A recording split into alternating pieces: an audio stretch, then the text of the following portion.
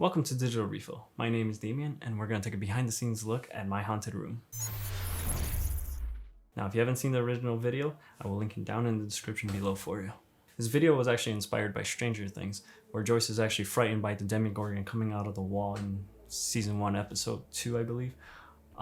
After I saw it, I thought, hey, why not try to recreate it in Blender?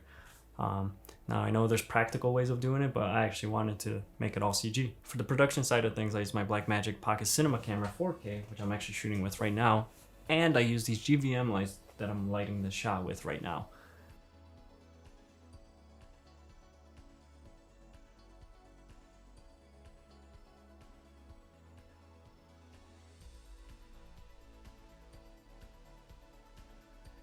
After I completed shooting, I brought all my footage into Premiere and locked down an edit so I can start on Foley and VFX.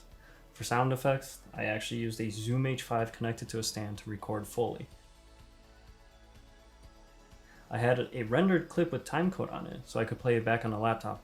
I can then watch the clip as I record Foley to time the sounds just right.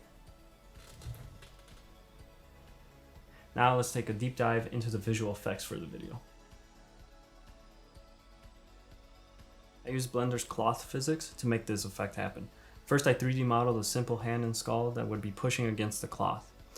Then, I had to rig both the hands and the skull for animating. Once that was done, I made a simple animation for the cloth to react to.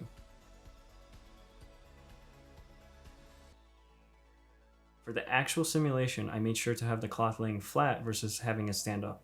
This would help with unnecessary wrinkles where I didn't need them. Having the cloth laying flat also helped with the cloth not sagging when the simulation was running. I had to add more vertices to the areas on the plane that the skull and hands will collide with. This basically helped the cloth sim look more real while keeping the simulation's time lower since we are not subdividing the whole plane. Getting the right look took a lot of trial and error. It also took a lot of time to simulate and resimulate to get the look I needed. Once I got a look I was happy with, I bumped up the quality steps and baked the final simulation. Once the bake was done, I ran into a problem of not being able to move the final simulated cloth. I had to take the plane and export it out as a lightwave point cache.mdd.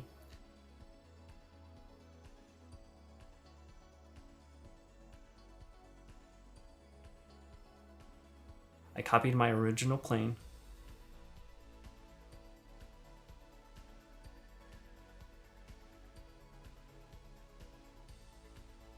pasted it into the new scene, and deleted the cloth physics that was originally attached to the plane. I added a mesh cache modifier and loaded the .mdd that was exported earlier.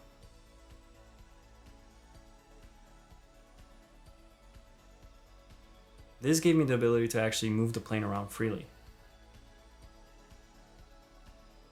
For the final setup in Blender, I matched the perspective of the wall with the plane that has our cloth sim loaded in. After lining it up, I projected a still frame of the room onto the plane. I added an area light that would match the real life ambient light, and then everything at this point looked good to me, so I rendered out an entire animation and brought it into After Effects. In After Effects, I took out the rendered animation and masked out the area I needed. I added a levels effect and adjusted the black values until everything looked good. I exported the composition and imported it into Premiere. After adding in sound effects, doing color correction, and color grading, it was time to render out the final sequence and call it a day. I'll be including the blend file in the description so you could dive in and check all the settings I used and play around with it, and you could use it any way you want. If you enjoyed this content, please consider subscribing. It'll help support me to make more videos in the future. See you guys later.